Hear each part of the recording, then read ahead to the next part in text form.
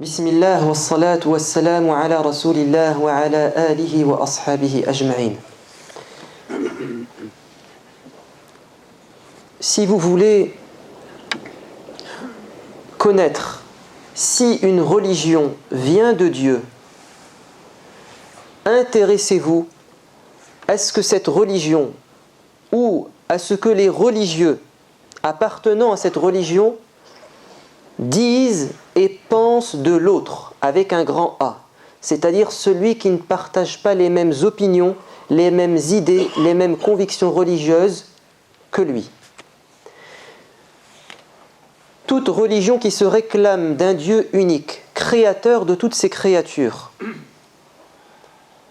toute religion céleste doit normalement dans ses textes reconnaître à l'autre le respect, pas simplement la tolérance, mais plus encore du respect et voire même de l'amour, vouloir à l'autre le bien et lui faire du bien. En islam, c'est une chose tout à fait claire. Dieu dit dans la sourate Les Appartements, dit « Ô vous les gens », c'est-à-dire toutes les créatures, ô vous, ô gens, ô vous mes créatures, je vous ai créé à partir d'un mâle et d'une femelle, vous avez une origine commune, et je vous ai répartis ensuite sur terre en peuple et en tribus, c'est-à-dire j'ai voulu une différence de culture entre vous, lita'arafu, afin que vous vous entreconnaissiez, afin qu'il y ait entre vous de l'échange, afin que vous communiquiez, afin que vous cherchiez à connaître l'autre. Ça, c'est un verset extraordinaire. C'est-à-dire que l'islam reconnaît l'autre, non seulement son existence, mais en plus sa différence. Et la différence n'est pas une source de conflit, mais une source d'enrichissement. Il y a d'autres versets un peu moins connus, mais qu'il est bien de rappeler, dans lesquels vous remarquerez la politesse et la courtoisie quand on débat, quand on parle avec une personne qui ne partage pas les mêmes opinions que nous, même si ce sont des opinions religieuses. Vous allez voir à travers ces versets le respect et la courtoisie. Dans la sourate Saba, versets 24 à 26, Dieu enseigne à son prophète la manière de dialoguer avec les polythéistes, ceux qui l'ont combattu. Il dit, en demandant au prophète d'utiliser ce style, certes, entre nous et vous, les uns sont bien guidés et les autres sont dans un égarement évident. Dieu demande à son prophète, quand il discute avec ce mécréant, qu'il considère comme étant égaré, et ça c'est sa conviction intime, quand il passe au dialogue, de ne pas dire ça, mais de dire, regardez bien, certes, soit vous êtes sur la vérité et nous dans l'erreur, ou alors nous sommes dans la vérité et vous êtes dans l'erreur. L'un d'entre nous est dans la vérité et l'autre est dans l'erreur. C'est-à-dire qu'il fait partie du respect quand on discute avec quelqu'un. Un débat constructif, où il y a des bonnes intentions, de faire savoir à l'autre qu'on n'est pas là pour le condamner, mais qu'on veut s'entraider pour arriver à une vérité. Et qu'en principe, en parlant, en introduction, nous disons qu'il est peut-être dans la vérité et nous dans l'erreur, et inversement. On doit reconnaître, pour un dialogue apaisé, qu'on n'a pas le monopole de la vérité, même si on le pense. Mais il faut dire à l'autre que nous pouvons faire preuve de relativisme. Parce que si on commence un débat en disant « tu es dans l'erreur et je suis dans la vérité », on ne peut plus débattre. Ça devient de la polémique et on va ça va devenir de la violence verbale. Ensuite, Dieu dit prophète à ces gens, vous n'aurez pas à rendre compte de nos péchés et nous n'aurons pas à rendre compte de vos actes. Là, on passe à un autre stade de respect et de courtoisie dans le dialogue. Dit prophète à ces gens, vous n'aurez pas à rendre compte de nos péchés, alors que Dieu et son prophète savent qu'ils ne sont pas dans le péché, et nous n'aurons pas de compte à rendre sur vos actes. Et il n'a pas dit péché. C'est-à-dire qu'on peut même, dans un dialogue, partir du principe que nous sommes dans l'erreur. Aide-moi à aller vers la vérité. Prends-moi la main et emmène-moi vers la lumière. Ensuite, dit, notre Seigneur nous rassemblera, puis il jugera entre nous en toute justice, car il est le juge souverain dont la science n'a point de limite. Et au final, si on ne s'entend pas, on dit à la fin, quand on a terminé le débat et le dialogue, au final, nous ne sommes pas entendus, chacun a campé sur ses positions, on se retrouvera un jour devant Dieu et Dieu va juger entre nous. C'est-à-dire qu'au final, même si cette personne n'est pas d'accord avec vous, vous respectez son avis et vous renvoyez le jugement définitif au jour de la résurrection. Et c'est ce que n'a cessé de dire Dieu à son prophète. Ta seule mission consiste à transmettre. C'est moi qui guide, c'est moi qui juge. Vas-tu leur imposer l'islam ? C'est moi qui guide. C'est moi qui vais trancher entre eux le jour de la résurrection. Je ne sais pas si dans les autres textes religieux, nous avons autant de respect et de noblesse dans l'art du dialogue et du débat. Dans un autre verset, Dieu dit à son prophète, alayhi salatu wassalam, en fait, il s'adresse à tout le monde, aux musulmans, ne discutez avec les gens du livre, donc ceux qui n'ont pas les mêmes convictions, ceux qui ne partagent pas forcément vos idées, ne discutez avec les gens des Écritures que de la manière la plus courtoise, à moins qu'il ne s'agisse de ceux d'entre eux qui sont injustes. Si la personne est injuste, alors on va utiliser un autre ton. On va se défendre. Mais là, on ne parle pas de ça, on parle d'un dialogue apaisé. N'utilisez que les meilleurs propos.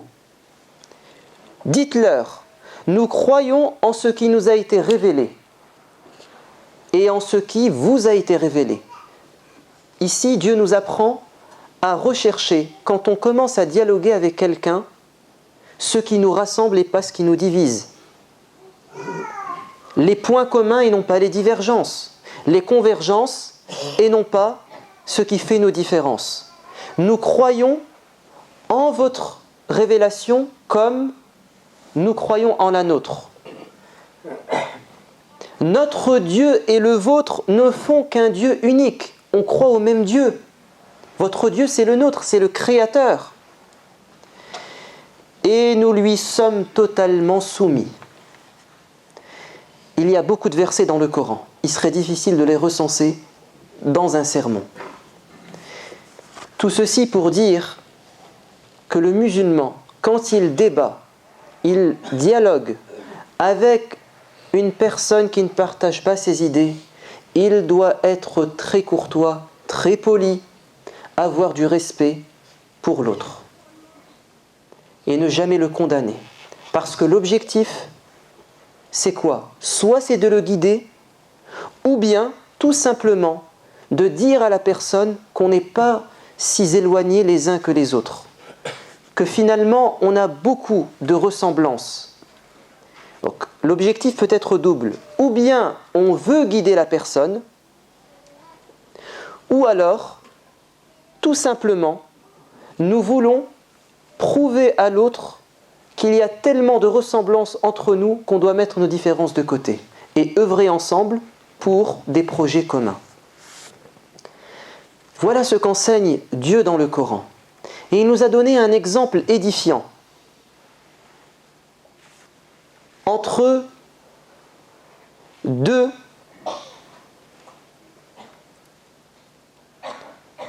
je ne sais pas comment je pourrais les qualifier tous les deux, enfin on va dire entre le Créateur et la pire des créatures. Allah Azza wa Jal a laissé l'occasion au diable, quand il a refusé de se prosterner devant Adam, de se défendre, de se justifier. Lisez dans le Coran ce dialogue qui revient souvent. Quand Iblis, Satan, a refusé de se soumettre à l'ordre de Dieu, de se prosterner devant Adam, Dieu lui a dit « Pourquoi tu as refusé de te prosterner ?» Il lui a laissé l'occasion de s'exprimer, d'exprimer ses idées. Et Satan va insulter Dieu, et il va insulter Adam, et il va tous nous insulter, en disant « C'est toi Dieu qui m'as égaré, bima arwaitani ».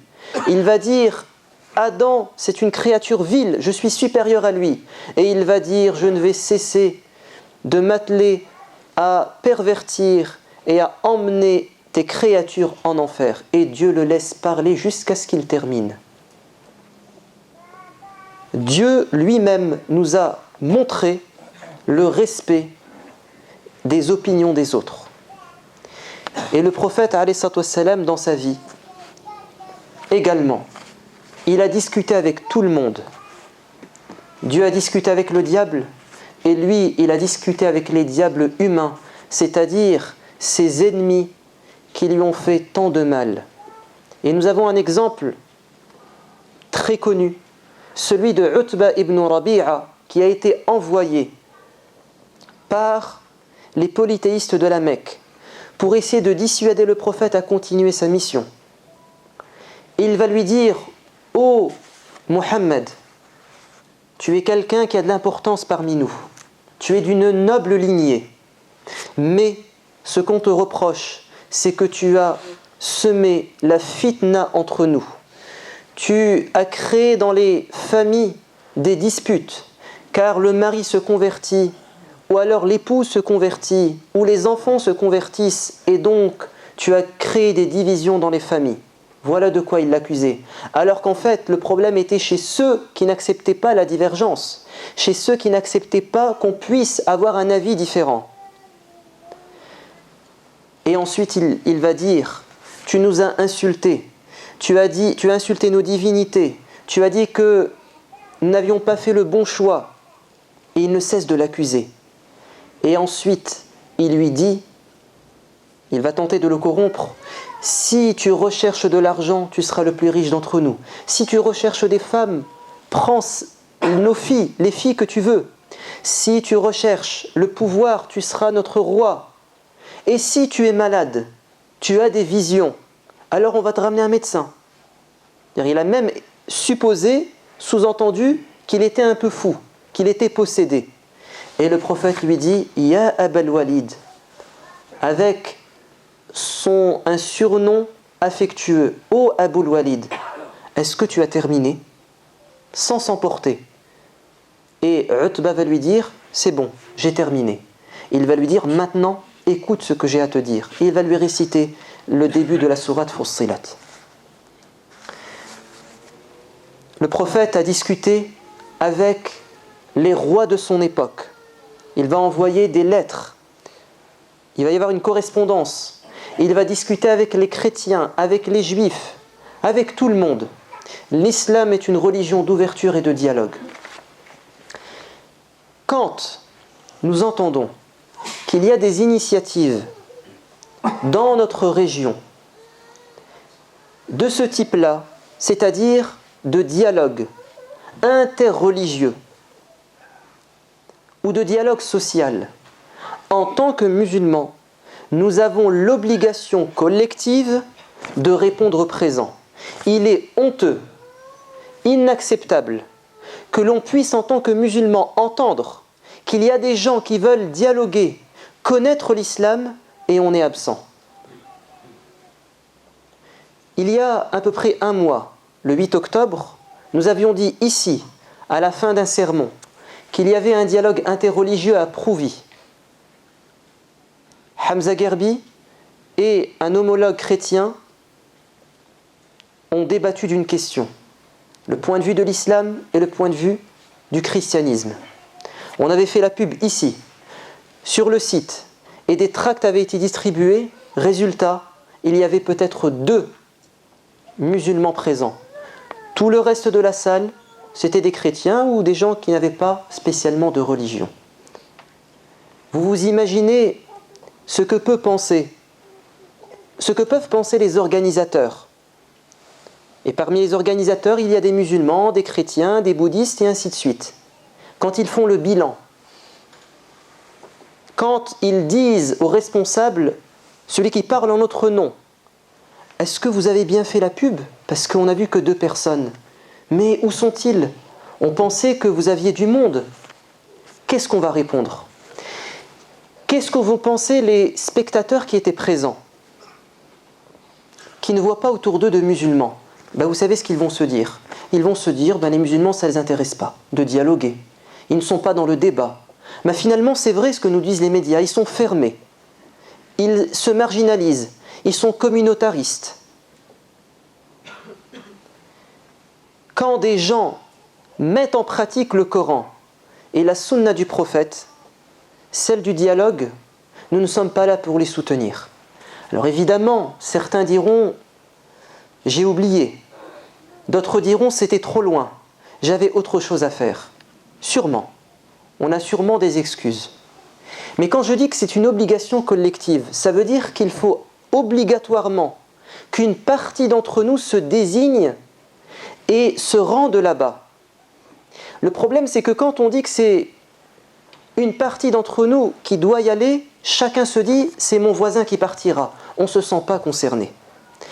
Alors à chaque fois qu'il y aura une initiative de la sorte, vous savez ce qu'on va faire? Ce qu'a fait le prophète lors de ses discours et ses sermons. Vous savez ce que disait le prophète quand il invitait les gens à faire quelque chose? Il disait « qui est prêt à partir? Qui est prêt à faire ceci et cela ?» Et les compagnons levaient la main. Et le prophète était sûr sur place que ce qu'il disait n'allait pas rester lettre morte, que ce qu'il disait était entendu, qu'il n'y avait pas devant lui des gens qui dorment, mais des gens qui réagissent. Alors c'est ce qu'on va faire. La semaine prochaine, jeudi, nous avons un nouveau dialogue interreligieux, une conférence à 2 voix, avec l'un de nos conférenciers qui vient chaque année, Taïeb Chouiref, et c'est à Marly, donc c'est pas loin. Et c'est à 19h30 et c'est jeudi prochain. La thématique, j'ai envie de vous dire, la thématique n'est même pas importante. Parce que le minimum, c'est d'être présent. Ensuite, si ça nous intéresse, c'est en plus. La thématique, c'est « La religion rend-elle libre ?» Qui, ici, et nous sommes une centaine, qui se désigne pour partir jeudi prochain et nous faire honneur et remplir cette obligation collective à Marly à 19h30. Une personne, 2, 3, 4, 5, 6, 7, 8, 9. Très bien, on est une quinzaine. C'est suffisant. Évidemment, vous êtes tous invités à y aller, mais si ces 15 personnes s'engagent à y aller, notre objectif est accompli. C'est qu'il y ait une présence. Sachez que ce dialogue interreligieux apporte ses fruits. Il ne faut pas se dire qu'on ne gagne rien parce que finalement, il n'y a personne qui rentre dans l'islam. Comme je vous ai dit, l'objectif premier, ce n'est pas que les gens rentrent dans l'islam. L'objectif premier, c'est qu'il y ait du vivre ensemble et qu'on se connaisse et qu'on mette de côté nos différences qui nous pourrissent la vie et les préjugés. Qu'ils soient guidés, ça c'est une affaire entre les mains de Dieu. Ça c'était la première information importante. Ah oui, je n'ai vu que les hommes lever la main, je ne vois pas les femmes de l'autre côté, parce qu'elles veulent absolument être derrière le côté du rideau. Donc, évidemment qu'il faut des sœurs, parce que la présence d'une femme voilée est très symbolique. L'autre information importante, c'est que demain nous recevons notre frère et ancien imam Nourdin Ouladalouche, juste après l'Isha à 18h30, et il va traiter de la question des enseignements de la Hijra. Le repas est après la conférence. Vous êtes les bienvenus, tous ensemble, pour donner un coup de main, pour assister et pour financer cette soirée. Il y a un cours pour les filles, préadolescentes et adolescentes, chaque dimanche entre midi et 14h. Donc ça s'est bien passé l'année dernière, ça a eu un succès, alhamdoulilah. Ça reprend ce dimanche pour les préadolescentes et les adolescentes. Donc vous pouvez vous présenter dimanche et inscrire vos enfants, ou alors aller sur le site et rechercher le numéro de téléphone et inscrire vos enfants. Donc il y a des thèmes adaptés aux adolescentes, et puis il y a également des activités ludiques, culinaires et artistiques. Et puis enfin, des invocations pour un frère qui a rompu ses liens de famille. Donc on nous demande de faire des invocations pour qu'il revienne vers sa famille, et une invocation pour une personne qui va subir une opération au niveau du cœur. اللهم إنا نسألك حبك وحب نبيك واتباع سنته اللهم أرنا الحق حقا وارزقنا اتباعه وأرنا الباطل باطلا وارزقنا اجتنابه اللهم افتح لنا فتوح العارفين اللهم ثبت قلوبنا على الدين اللهم إنا نسألك أن تشفي هذا المريض اللهم اجعل هذه العملية تنجح اللهم كفر عنه سيئاته اللهم اجعل بدنه صابرا على البلاء واجعله شاكرا على النعماء اللهم إنا نسألك أن ترد هذا الرجل الذي قطع رحمه إلى أهله اللهم اجعله يدرك خطورة الأمر اللهم اهديه إلى الصواب اللهم اهدينا جميعا إلى ما تحبه وترضاه اللهم ألف بين قلوبنا اللهم ارحم موتانا وارحم والدينا اللهم أدخلنا الجنة من غير عذاب ولا حساب اللهم آتنا في الدنيا حسنة وفي الآخرة حسنة وقنا عذاب النار سبحان ربك رب العزة عما يصفون وسلام على المرسلين والحمد لله رب العالمين وأقم الصلاة